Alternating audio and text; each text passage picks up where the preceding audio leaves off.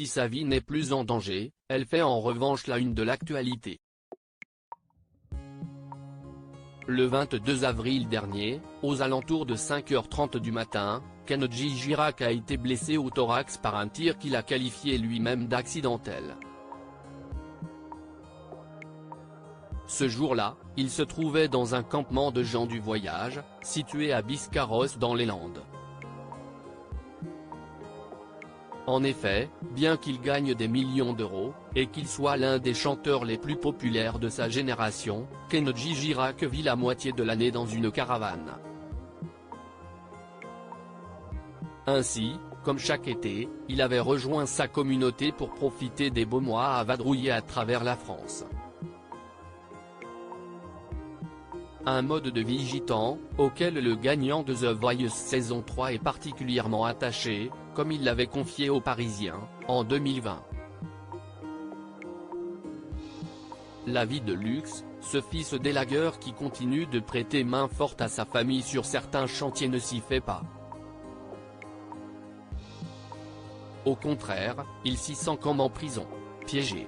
Ce dont il a besoin, c'est la nature, la pluie, le soleil, la famille, les soirées autour du feu. En somme, la liberté. Un besoin viscéral qui l'a poussé à se séparer de son appartement parisien, situé dans le quartier des Champs-Élysées, et qu'il avait loué 4 000 ou 5 000 euros, après seulement une semaine.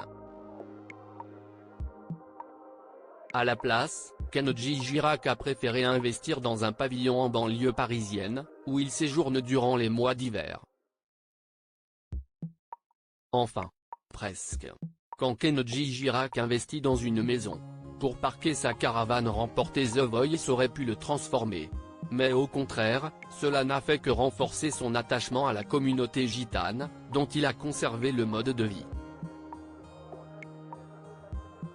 Ainsi, à l'image de ses parents et de ses grands-parents, Kenji Girac a adopté un mode de vie semi-sédentaire. Pendant l'été, il voyage en caravane, tandis qu'un hiver, il réside dans sa maison en banlieue, à quelques détails près. En effet, au fond de son jardin se trouve une dizaine de caravanes, comme le rapporte Le Parisien. Celle de ses parents, de ses sœurs, de son frère, de ses neveux et nièces, ainsi que la sienne.